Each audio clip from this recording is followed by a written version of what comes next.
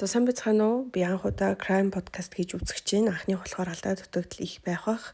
Юу ч гэсэн дуустал нь сонсоосоо гэж хүсэж чинь. За тэгээ хэрэгтэй шууд оръё. Энэ хүү хэрэг нь 2018 оны 7 сарын 22-нд болсон явдал. Иргэн эй аавынхаа төрсөн өдрөөр чонжууд байрлах Пексук гэж шүлтэй хоолны газар очиж хоол идэхээр захиалга өгсөн байдаг. Тэгээ энэхүү газар нь болохоор нэлийн алдартай зурагтаар олон удаа гарч исэн тийм алдартай хоолны газар байсан. Шууд яваад очил суудалгүй байх вэ гэж одоод урьдчилсан бүр захиалга өгөөд оройн 6 цаг 30 минутын орчимд тухайн хоолны газар хурж очисон шин нэлийн сонин уур амьсгалтай.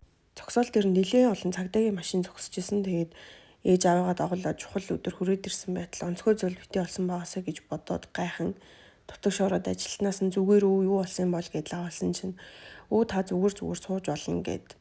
Тэгэхээр нээж аваагаа дагуулад шууд ороо суудалтаа суугаад захиалгаа хүлээж. За тэгээ яг тэр үеэр нь бас тухайн хоолны газарт үйлчлүүлж исэн нэгэн үйлчлүүлэгч санаанд ариун цэвэр рүү орох гэж явж хагаад хойд талбай дээр нь цуснууж болоод ингээд ухаан алдаад унчихсан байсан нэгэн хүнийг олж харсан байна.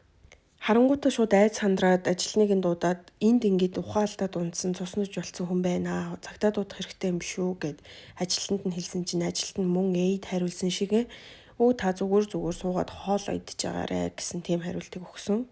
Тэг үйлчлүүлэгч бодохдоо хэрвээ ямар нэгэн юм болсон болвол энүүгээр дөрөн бужигналдаад ажилчид нь ийм тайван байх учиргүй гэж бодоод за зүгээр бол гэж бодоод ингээд суудалтаа буцаж суусан бай. Эйн гэр бүл ч гэсэн хоолны захиалгаа өгөөд хоолоо хүлээгээ сууж. Тэгээ энэ хооронд цагдаагийн машин улам нэмэгцээр нийтдээ 9 машин хоолны газрыг бүчээ зогсож эхэлсэн. Тэгээ энэ үед үйлчлүүлэгч ямар нэг юм болсон л тодорхой боллоо гэд бүгдээрээ бужигналдаж эхлээд тухайн хоолны газар хүн амны гэмт хэрэг болсныг бүгдээрээ мэдэж авцгаадаг. Хохирогч Чэн 50 орчим насны эрэгтэй хүн байсан. Тэгээ нас орсон байдалтай болдохдоо нилийн зодуулсан байртай хэд хэдэн газраа хутгалуулсан 2 гар 2 хөл нь уяатай олдсон. Тэгээ цагдаа нар болохоор мэдээж хоолны газрын хойд хэсэгт олдож байгаа юм чинь энэ хоолны газрын ажилчид юм уу эсвэл захиралтай нь холбоотой гэмт хэрэг байна гэж үзээд захирлыг нь хайж эхэлсэн. Гэтэл ажилчид нь амаа нийлүүлсэн байртай захирлыг энд байхгүй хаанааг нь мэдэхгүй гэсэн хариултуудыг өгөөд харин цагдаа нар тэгвэл ядаж холбоо орох хуцсны дугаар өгөөдхөө гэд нэгтэл дугаар нь юу лээ яалаа гэд бүгдээрээ нэг мэдэн бодолсон байгаад харин за ямар ч ясан дуудлага аваад маш хурдан ирсэн юм чинь гэмт хэрэгтэн цухтааж амжаагүй байгаахаа гэж үзээд хоолны газрыг нэгнгүү нэгжиж үздэл нэгэн өрөөнөөс захирал нь нилээн согтуу байдалтай олдож цагдаа нар байравчилсан. Тэгээд тухайн үед эргэн тойронд ч гэсэн ойр хавийн бүх хүмүүс сугалчихсан. Цагдаа нар ингээ хүмүүсээс байцаалт авч авах хооронд хохирогчийг захиралтай ямар холбоотой хүн болохыг олж мэддэг. Тэгээд хохирогч болохоор захирлын эхнэрийнх нь нууц амраг болж таардаг. За тэгээд цагдаа нар болоо эргэн тойрны хүмүүс нь нууц амраг нь учраас энийг нь мэдээд түүний амийг хороосон байна гэж үздэг ихний ээлжинд. Цагдаа нар захирлыг олох үед захирал ингэ шал согтуу хүнээр түшүүлэхэр хэмжээний гуйвсан. Тэгээ дээрээс нь бүр хохирогчоос нилийн биер жижигхэн байсан. Тэгээ ийм хүн яаж ганцаараа энэ хүнийг хүлээд амийг нь хороох вэ гэж цагдаа нар үзээд энэ бол яавч ганцаараа хийсэн үйлдэл бишээ гэд үлдсэн ажилчдаас нь байцаалт авсан. Гэтэл ажилчид ажиллаа хийжсэн би мэдэхгүй завгүй байсан гэсэн хариултуудыг өгөөд ерөөсөө энэ хэрэгт туслах юм мэдээлэл юусоо өгөхгүй байсан. Тэгээд гал тогоонд ажилладаг Юн гэдэг залуу нь захирлын үеэлдүү болж таарсан. Тэгээд тэр залуу нь болохоор ганцхан хариултыг өгсөн нь энэ бол манай ахын ганцаараа хийсэн гэмт хэрэгэ гэж хэлсэн байгаа энэ цагдаа нарт. Цагдаа нар үргэлжлүүлэн хэргийн газрыг нэгжлэг хийж үзэхэд уг нь бол хохирогчийг олцсон тухайн хойд хашаанд камер байсан. Тухайн камер нь эвдэрч гисэн дээрээс нь бүр дата бүгд устчихсан байсан. Тэгээд датаг нь сэргийхэр цааш нь явуулаад үргэлжлүүлээд нэгжлэг хийж авах оронд хохирогчийн утсан дээр нэгэн бичигдсэн дуу хураагаар бичигдсэн файлыг олдог.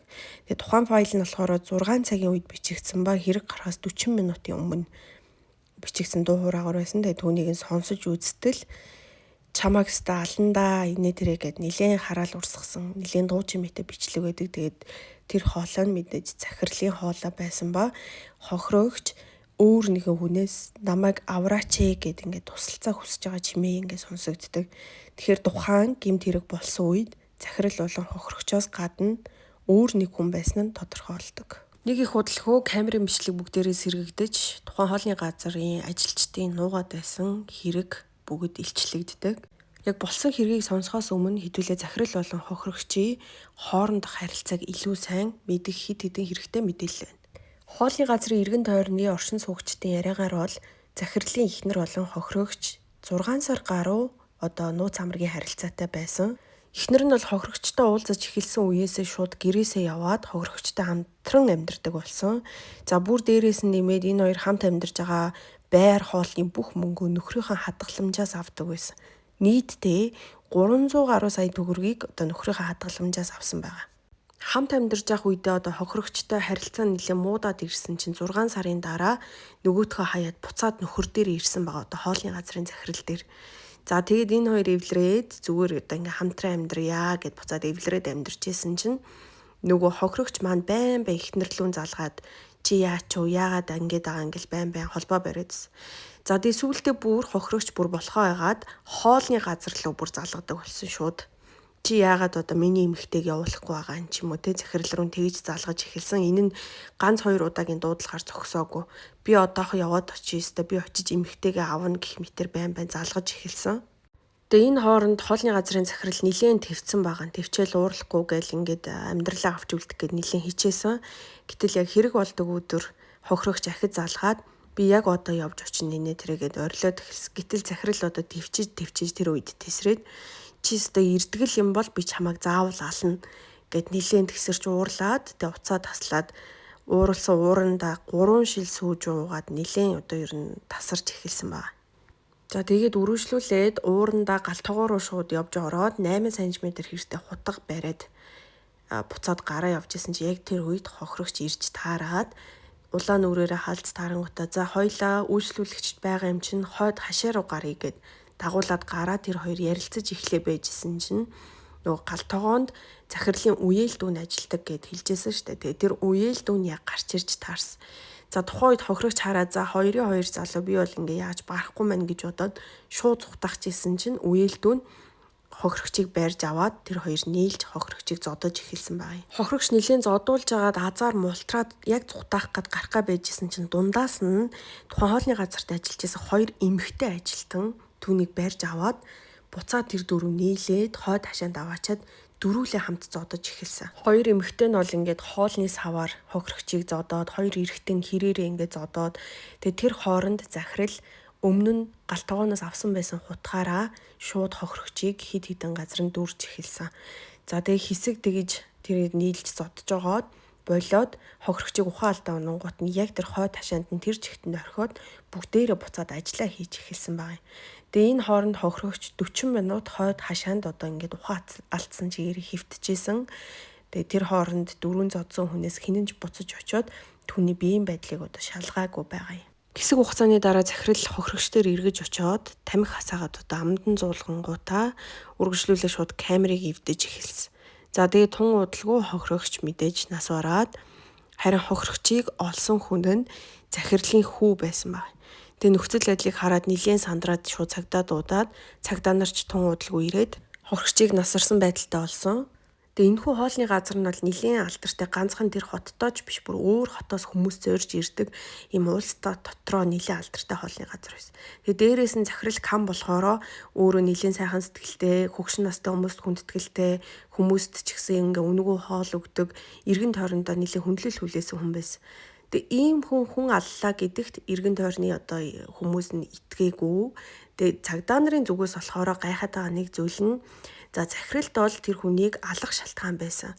Гэхдээ тэр үеэл дүү болон эмэгтэй ажилчид яагаад бүр тэгээ захирал энэ хүнийг ал ингэдэг гэж тушаагаагүй байхад тийм үйлдэл хийж байгаа юм болоо гэдэг дээр цагдаа нар нэлээд гайхаж эхэлсэн. Тэгээ энэхүү хэрэг дээр болохоор мэргэжилтнүүдийн үзэж байгаагаар захирал ажилчдаа бүр нэлээд сайн ханддаг байсан.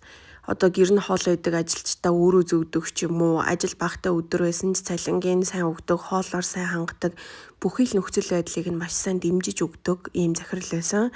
За тэгээд нөгөө үеэл дүү нь болохоор энэ тэнд ажилд орж чаддгүй тийм байхад ганцхан гараа сунгасан хүн нь энэ ах нь байсан. Тэгээд дээрээс нь бүр цаашдаа энэ хоолны газрыг хүртэл дүүдээ өвлүүлж өгнө гэж ярьдаг байсан. Тэгээ сүүлийн 6 сарын хугацаанд ах нь нэлээд сэтгэл санааны хүнд байдалтай эхнэр нь одоо ингээ араар нь тавиад явцсан хойгоор тэр хүнд тусалж дэмжиж сэтгэл санаа бүх юмар нь хамт байсан хүмүүс бол энэ хоолны газрын ажилчид. Тийм ч учраас энэ хүмүүс одоо бүр ингээд нэгэн гэр бүл шиг болцсон. Тэгээ ийм учраас өөрсдөө мэдлгүүдээ ингээд захирал нь ингэдэг гээгүй байхад энэ хэргийг хамтарч үлдсэн гэж үзсэн байдаг. Хэргийг үйлцэн хоёр эмэгтэй ажилтныхаа нэг нь бас өмнө нь нөхөртөө араараа тавиулж исэн. Тэгээ захирлынхаа хараад тухайн үеийн мэдрэмж нь сэтрээд хохирогчийг одоо хоолны газарт ингээ хайгаад ирэнгүүт нь яг өөрийн өмнөх юм сэтрээд нэлээд уур хүрсэн гэж нэгэн байцаалт өгсөн байсан. Цагдаа нарын зүгээс болохоор за хичнээн одоо та нарын тэ энэ өшөө хорслыг ойлгож болох ч гэсэн бүгдээр нь нийлж одоо хүний амь насыг хороочоод яагаад огц хандрахгүйгээр зүгээр ингээд ажиллаа хийж исэн бэ гэдэг дээр маш их гайхаж одоо ажилчдаас асуусан. Гэтэ тэд нар болохоор ийм тодорхой хариулт өгөөгүй зүгээр л мэдхгүй ингээд ажиллаа хийсэн гэсэн хариултыг өгсөн. Эцэст нь бол захирал 12 жилийн ял авсан. За тэгээ энэ нь болохоор урдаас төлөвлөсөн аллага биш одоо гинтийн санамсаргүй үйлдэл гэж үзсэн. Анх уг нь бол захирал уцаар ярихдаа чамаг эрхэл юм бол алан шүү гэсэн энэ үйлдэлээр үзэх юм бол урдаас төлөвлөсөн аллага гэж харж болох ч гэсэн захирлын зүгээс одоо өмгөөллийг камерын бичлэгээс харах юм бол хохирогч дээр эргэж ирээд аманд нь тамхи зуулгаж байгаа. Тэгээ энэ хүү үйлдэл нь болохоор ерөөсөө тухайн хүнийг өгчин алчхий гэсэн бодол ерөөсөө байгаагүй зүгээр л айлгах гэжсэн үйлдэл гэж өмгөөллийн багийнхаа үзсэн. Тиймээс эцэст нь захирал 12 жилийн ял авч үеэл дүүн 5 жилийн ял аван үлцэн 2 ажилтан болохоор 1.6 жилийн ял аваад энэ хэрэг хаагдсан байгаа. Тэгээ ажилчдын зүгээс бол одоо захирлыгаа өрөвдөж хайрлсан нь одоо зөв гэх үү, захирлыг нь өрөвдөх үү бас ингээ хаана нийлээ харамсалтай хэрэг болсон. Захирлын эхнэрийн хувьд болохоор огт ерөөсөө тодорхой мэдээлэл байхгүй энэ хэрэг ингээд хаагдсан. Тэгээд зүгээр л нэгэн орой гой хоол идэхэд гэр бүлээрээ ирсэн хүмүүсийн хувьд бол нэлээд аимшигтай үйл явдлыг туулсан хэмээн одоо энэ хүү хэрэгэн Солонгост нэлээд алдартай одоо аимшигт Пексүг шүлтэй хоолны газар гэсэн нэрээр олон хүмүүс дунд ийм алдартай хэрэг бол үлдсэн байна. За тэгээд энэ хүртэл сонссон та бүхэнд баярлалаа. Анхны учраас алдаа оноо их байгаа хаа. Тэгээд ямар ч яс өөрөө дахин сонсоод энэ хэсгийг ингэх ёстой байна гэдээ алдаа оноогоо засаад явах болно. Тэгээд таалагдсан бол сэтгэл хэсэгт комент үлдээгээрэй. Баярлалаа. Баяртай.